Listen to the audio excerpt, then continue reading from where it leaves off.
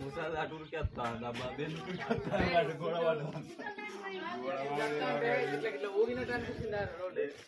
గోడ లేడు కాడికి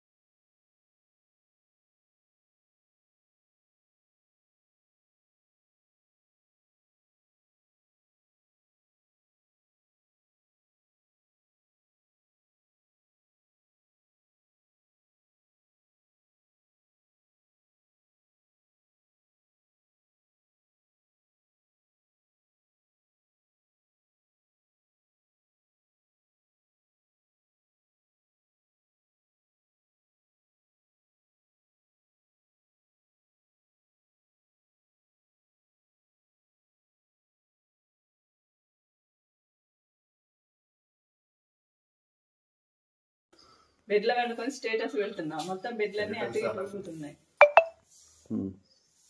మా పాప బయట కూర్చుంది, సోఫాలు మొత్తం కదులుతున్నాయంట సామాన్లు. 5 నిమిషాల కిందనే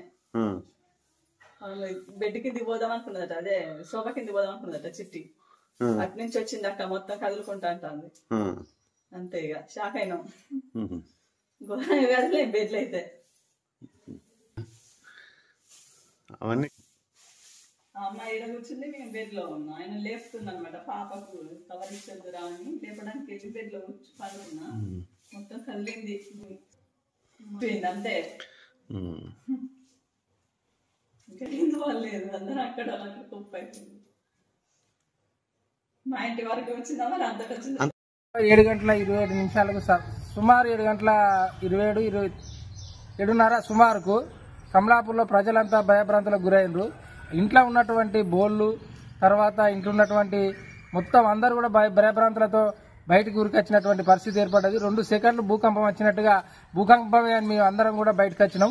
భూమి కంపించి 2 సెకండ్లు కనుక ఇంకొక 2 సెకండ్లు వస్తే ప్రాణ నష్టం జరిగేది. ఈ కమలాపూర్ ప్రజలు భయభ్రాంతులో ఉన్నారు. ఇప్పటికైనా ఇక్కడ ఏం జరుగుతుందో ఏం పోతుందో కానీ మరి ఇట్లాంటి సంఘటనలు జరిగే ముందు సైంటిస్టులు ఏం చేస్తారు, మరి ఇక్కడ ఏం జరుగుతుందో కూడా అందరికి తెలిసే విధంగా ముందస్తుగా మరి ఇక్కడ తెలిసే విధంగా ఉండాలి. ఈ భూకంపం వచ్చింది 100% ఇంకొక 2-3 సెకండ్లు కనుక వచ్చినట్టయితే అతి భారీ నష్టం జరిగేది.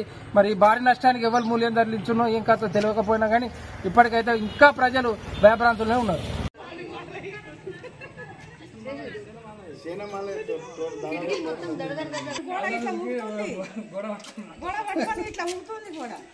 ఇట్లా పోవాలంటే భయం అవుతుంది ఇప్పుడు.